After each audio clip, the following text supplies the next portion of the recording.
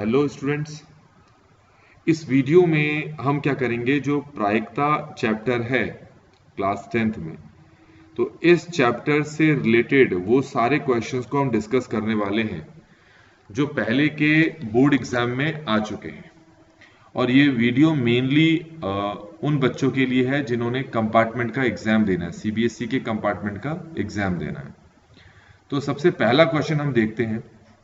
पहले क्वेश्चन में क्या कहा है कि निम्नलिखित में से कौन सी किसी घटना के होने की प्रायिकता नहीं हो सकती। अब आपको यहां पर 1, 2, 3, 4 संख्याएं दे रखी हैं, तो आपको बताना है किसी घटना की जो प्रायिकता इनमें से कौन सी संख्या नहीं हो सकती है।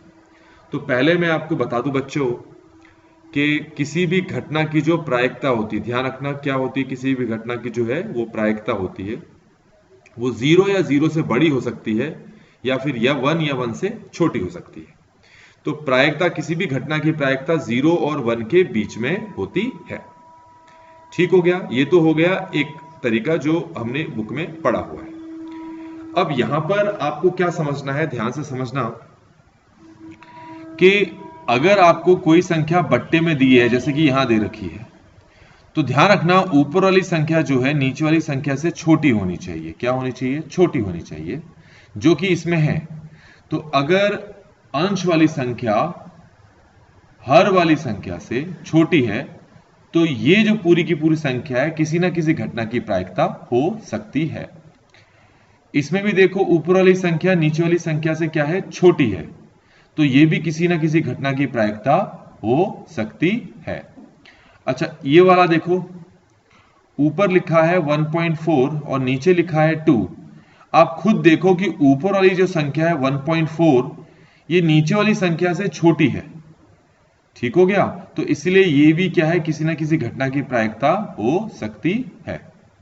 अच्छा, नीचे वाले को देखो, ऊपर लिखा है 1, नीचे लिखा है 0.2। तो बच्चों आपको पता है ऊपर वाली संख्या यहां पर बड़ी हो गई है और नीचे वाली संख्या क्या हो गई? छोटी हो गई है। तो प्रायिकता होने के लिए ऊपर वाली संख्या को कभी भी नीचे वाली संख्या से बड़ी नहीं होना चाहिए।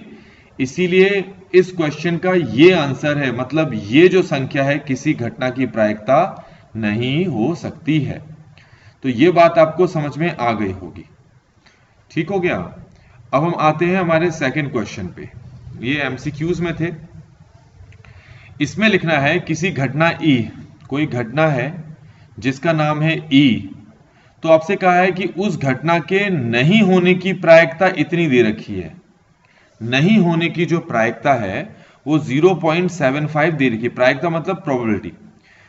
किसी घटना के नहीं होने की प्रायिकता 0.75 है, तो पीई का मतलब है उस घटना के होने की प्रायिकता कितनी होगी। तो अगर किसी घटना के नहीं होने की प्रायिकता आपको दे रखी है, तो उस घटना के नहीं होने की प्रायिकता अगर आपको निकालना है, तो 1 में से क्या करेंगे? इसको क्या कर देंगे? माइनस कर देंगे। तो 1 में से आप 0.75 को माइनस करें। अब कई बच्चों को दिक्कत होती है 1 में से इसको माइनस करने के लिए, तो कैसे करोगे? पहले जो 1 है उसमें तो दशमलव लगाए ही नहीं है, तो आप उसके साथ पॉइंट क्या लगा लो? 2 0 लगा लो, पॉइंट लगा के 0 0। अब इसको लिखो, तो इसको लिखेंगे हम ऐसे 0.75। अब आप खुद माइनस करें तो ये जो आंसर आएगा ये आएगा 0.25। तो इसका मतलब है किसी घटना के नहीं होने की प्रायिकता अगर 0.75 है, तो उस घटना के होने की प्रायिकता मैंने अभी आपको यहां पर निकाल के दिखाई, जो कि कितनी आई थी? 0.25। तो हमारा आंसर आया था 0.25। अब आते हैं इस वाले क्वेश्चन पे। इस वाले क्वेश्चन में कहा है एक पेटी में 20 गेंद है और उन गेंदों पे ये संख्या लिखी हुई है। तो मैंने आपको क्लास में बताया था कि ये जो संख्याएं आपको दिख रही हैं, ये जो संख्याएं हैं इनको पहले आप कॉपी में लिख लो। उन बच्चों के लिए मेनली जिनको चीजें जल्दी ध्यान में नहीं आती हैं, तो वो इन सबको क्या लिख लें, एक साथ आप कॉपी में ही उतार लें। तो मैंने ये 1 से लेकर 20 तक की संख्याएं लिखनी है। अब इसमें कहा है कि एक गेंद को पेटी से यादृच्छिक निकाला जाता है और प्रायिकता ज्ञात करना है कि इस गेंद पर अंकित संख्या होगी।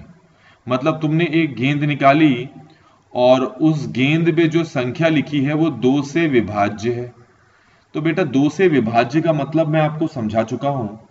इसका मतलब ये होता है कि जो संख्या आपने निकाली है वो 2 से भाग हो जाएगी, या यूं कहें जो संख्या आपने, जो गेंद आपने निकाली है उस पे जो लिखी संख्या है वो 2 का गुणज है, मतलब 2 के पहाड़े में आने वाली संख्या है। तो 2 से विभाज्य का मतलब हो गया 2 से भाग होने वाली संख्या, या दूसरे शब्दों में कहें 2 के पहाड़े में आने वाली संख्या। तो पहले तो आप यहां ढूंढ लो 2 के पहाड़े में कितनी संख्याएं आ रही हैं। 1 2 3 4 5 6 7 8 9 और 10। तो जो पहला वाला है ये वाला, इसका आंसर होगा, नीचे क्या लिखेंगे आपको बताया था, नीचे कुल गेंदें कितनी है 20, तो नीचे तो 20 आएगा और ऊपर आ जाएगा 10। आप इसको नोट कर ले। तो ये तो हो गया हमारे पास इसका। अच्छा, इसके बाद सेकंड पार्ट में क्या है, एक अभाज्य संख्या। तो आप पहले यहां पर देख लो कि अभाज्य संख्या कौन कौन है, आपको क्लास में बताया जा चुका है। ऐसी संख्या जिसके 2 गुणनखंड होते हैं, या दूसरे शब्दों में ऐसी संख्या जो सिर्फ एक के पहाड़े में आती है और खुद के पहाड़े में आती है, तो ऐसी संख्याओं को कहा जाता है अभाज्य संख्या। तो गिनो यहां पर कौन कौन अभाज्य संख्या है। 2 है, 3 है, 5 है, 7, फिर 11, फिर 13, फिर 17, फिर 19। अब गिन लो इसको, 1 2 3 4 5 6 7 8। तो ये कितना हो गया, 8 बट्टे कितनी हो गई है टोटल, 20। तो इसका मतलब अभाज्य संख्या के निकलने की प्रायिकता 8 बट्टे 20। तो ये तो हो गई एक बात।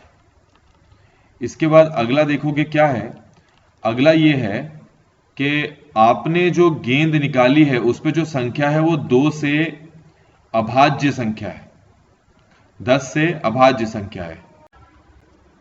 तो ये जो 10 से अभाज्य है, इसका मतलब है वो संख्या जो 10 से भाग नहीं होती हैं। इसमें सिंपल सी बात है, 10 से भाग सिर्फ वही संख्या होती हैं जो 10 के पहाड़े में आएंगी, और 10 के पहाड़े में सिर्फ यही दोनों संख्या आती हैं। तो ये दोनों संख्या 10 से भाज्य हैं, और बाकी बची हुई जो संख्याएं हैं वो 10 से अभाज्य हैं। तो बाकी बची कितनी संख्या हमारे पास है, 18, और नीचे आप कुल संख्याएं लिखोगे जो कि होगा 20। आप इसको खुद भी करके देखोगे। अगला हमारे पास ये वाला है, इसमें लिखा है कि 2 अंकों की सभी प्राकृतिक संख्याओं के समूह में से 2 अंकों वाली संख्या यादृच्छिक चुनी जाती है। इसकी प्रायिकता ज्ञात कीजिए कि चुनी गई संख्या के दोनों अंक समान है। अब इसका क्या मतलब है, पहले तो आपको ये पता है कि मैं आपको बता चुका हूं कि 2 अंकों वाली जो संख्या है वो कहां से शुरू होती है, 10 से शुरू होती है, फिर अगली होती है 11, फिर है 12, फिर है 13, फिर है 14, और ऐसे करते करते लास्ट वाली जो संख्या है वो क्या होगी, 99। तो पहले तो आपको पता होना चाहिए अगर कोई संख्या 10 से शुरू हो रही है और 99 तक जा रही है तो टोटल ये कितनी संख्याएं हैं, ये गिनने का तरीका आपको बताया गया है। पहले आप 99 में से 10 को माइनस करें तो ये कितना आ जाएगा, 89, और फिर इसमें एक क्या कर दें, जोड़ दें, कितना आ गया, 90। तो इसका मतलब है जब आप प्रायिकता निकालेंगे, क्या निकालेंगे आप, प्रायिकता, तो आपको पता है जो प्रायिकता का फॉर्मूला होता है उसमें नीचे हम लिखते हैं कुल परिणाम। तो इस प्रश्न में 2 अंकों वाली कुल संख्याएं कितनी है, 90, तो नीचे आप 90 लिखोगे। अब ऊपर क्या लिखना है, इन्होंने कहा है कि जो संख्या आपने चुनी है उसके दोनों अंक समान है। दोनों अंक समान का मतलब है कि पहली जो संख्या है और दूसरी जो संख्या है सेम है। तो ऐसी कितनी संख्याएं हैं 10 से लेकर 99 तक की, तो एक तो 11 है, एक 22 है, एक 33 है, एक 44 है, एक 55 है, एक 66 है, एक 77 है, एक 88 है, एक 99 है। इन सबको गिनोगे तो कुल 9 है, तो प्रायिकता हो जाएगी आपकी 9 बट्टे 90। सेकेंड पार्ट में क्या करना है आपने, सेकेंड पार्ट में कहा है कि जो संख्या आपने निकाली है वो संख्या 10 का गुणज है। किसका गुणज है, 10 का। तो 10 के गुणज का मतलब होता है कि 10 के पहाड़े में आने वाली संख्या। तो 10 से लेकर 99 तक के बीच में कितनी संख्याएं 10 के पहाड़े में आती हैं, तो 10 आता है, 20 आता है, 30 आता है, 40 आता है, 50 आता है, 60 आता है, 70 आता है, 80 आता है, और 90 भी आता है। तो कुल अगर इसको आप गिनोगे तो ये हमारे पास है कितने, 9। तो ये जो सेकंड वाले पार्ट है इसकी भी प्रायिकता हो जाएगी 9 बट्टे कुल 2 अंकों वाली संख्या कितनी है, 90। तो इस तरीके से बच्चों हमने ये जो 31वां क्वेश्चन है ना, इसको हमने यहां पर डिस्कस कर लिया है। अब क्योंकि वीडियो ज्यादा लंबी ना हो जाए तो बाकी जो क्वेश्चंस हैं उसको हम नेक्स्ट वीडियो में डिस्कस करेंगे।